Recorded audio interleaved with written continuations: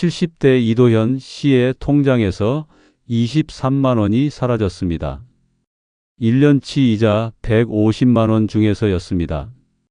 범인은 세금이었습니다. 같은 날 같은 은행에서 옆집 박 씨도 150만 원의 이자를 받았습니다. 하지만 박 씨의 통장에서는 단 1원도 빠져나가지 않았습니다.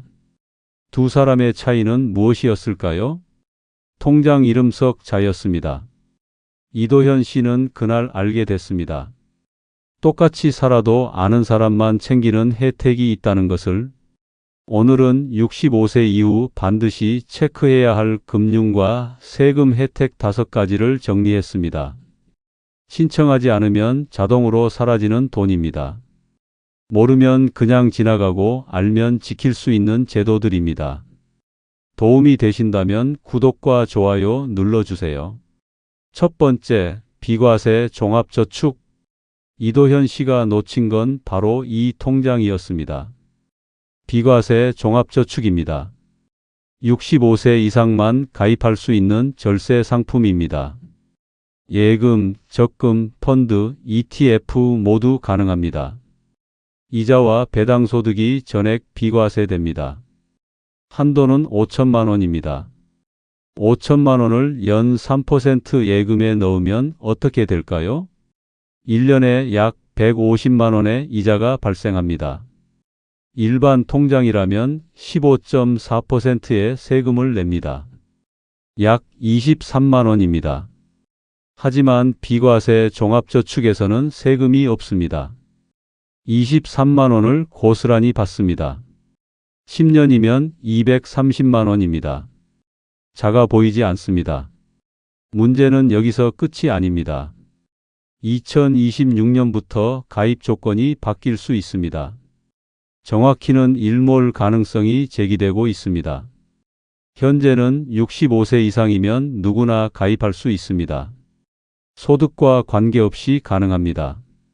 하지만 2026년부터는 기초연금 수급자로 제한될 가능성이 있습니다.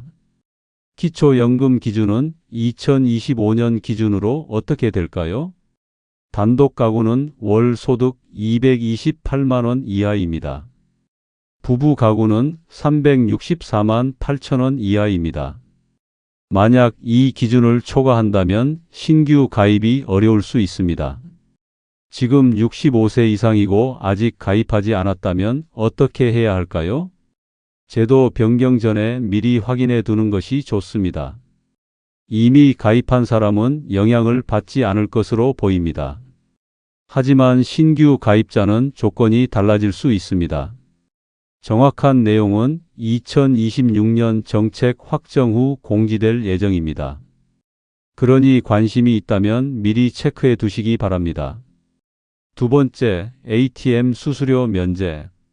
이도현 씨는 ATM 수수료도 모르고 있었습니다. 65세 이상은 ATM 수수료 혜택을 받을 수 있습니다. 국내 주요 은행에서 제공합니다. 영업시간 내 본인 거래 은행 ATM은 대부분 무료입니다. 출금과 송금 모두 해당됩니다. 영업시간 외에는 어떻게 될까요? 일부 할인이 적용됩니다. 또는 월 정해진 횟수만큼 감면됩니다. 한 번에 1,000원씩이라도 한 달이면 1만 원입니다. 1년이면 12만 원입니다. 작아 보이지만 자주 쌓이면 체감됩니다. 은행마다 조건이 다르므로 확인이 필요합니다. 하지만 대부분의 은행이 제공합니다. 신분증만 있으면 신청할 수 있습니다. 세 번째, 실버론. 이도현 씨의 지인 박 씨는 급한 상황을 겪었습니다. 의료비가 갑자기 필요했습니다. 병원비가 500만 원이었습니다. 카드론을 알아봤습니다. 금리가 연 11에서 15%였습니다. 그런데 누군가 실버론을 알려줬습니다. 노후 긴급자금 대부라고도 합니다. 만 60세 이상이고 국민연금을 받고 있다면 신청할 수 있습니다. 전월세 보증금, 의료비, 배우자 장제비, 재해복구비가 대상입니다. 금리는 2025년 12월 기준 연 2.51%입니다. 카드론의 5분의 1 수준입니다. 한도는 연간 연금 수령액의 2배입니다. 최대 1천만 원까지 가능합니다. 박 씨는 500만 원을 빌렸습니다. 카드론으로 빌렸다면 1년의 이자가 약 65만 원이었을 것입니다. 하지만 실버론으로는 약 12만 5천 원이었습니다. 차이가 52만 5천 원입니다. 이 제도는 인기가 많아 조기 소진되는 경우가 많습니다. 필요하다면 빨리 알아봐야 합니다. 하지만 더 큰 위험은 따로 있습니다. 대출은 갚아야 합니다. 은퇴 후에는 상환 능력이 가장 중요합니다. 빌릴 수 있느냐보다 갚을 수 있느냐를 먼저 생각해야 합니다. 고정금리와 분할 상환 중심으로 계획을 세워야 합니다. 주택연금 같은 다른 제도와도 비교해야 합니다. 무리한 대출은 오히려 노후를 위협할 수 있습니다. 네 번째, 종합부동산세 혜택. 집을 보유한 분이라면 반드시 알아야 합니다. 종합부동산세 혜택입니다.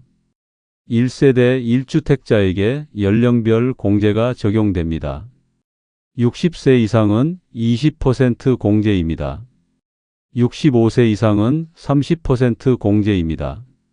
70세 이상은 40% 공제입니다. 여기에 보유기간 공제까지 더해지면 어떻게 될까요? 최대 80%까지 세액이 줄어듭니다. 예를 들어 종부세가 200만 원이라고 가정해 봅시다.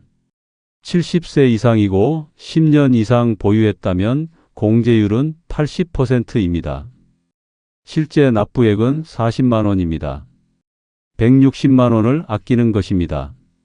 집값이 오르면서 세금 부담이 커진 분들이 많습니다. 이 공제를 모르면 그대로 세금을 냅니다.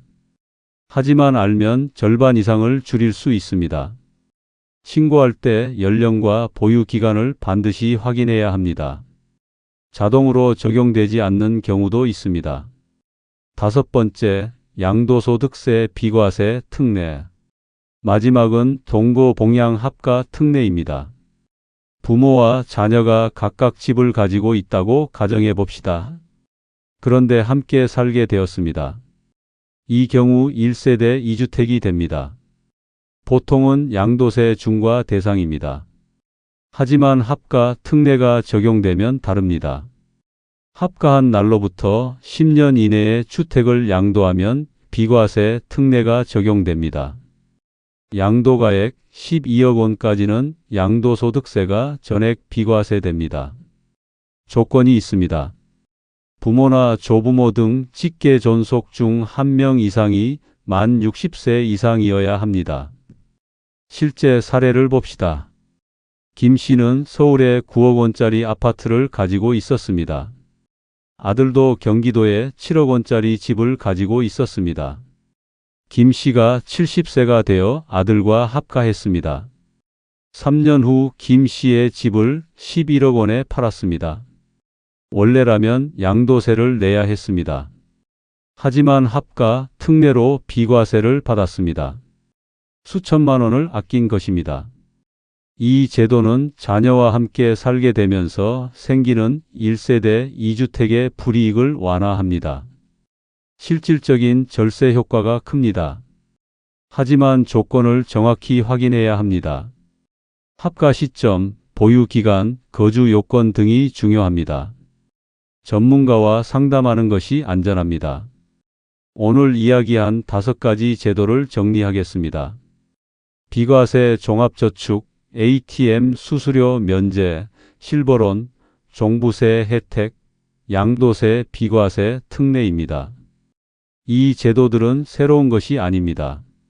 이미 존재하고 있던 혜택들입니다.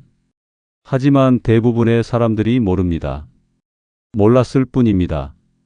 특히 비과세 종합저축은 2026년 제도 변경 가능성을 체크해 두시기 바랍니다.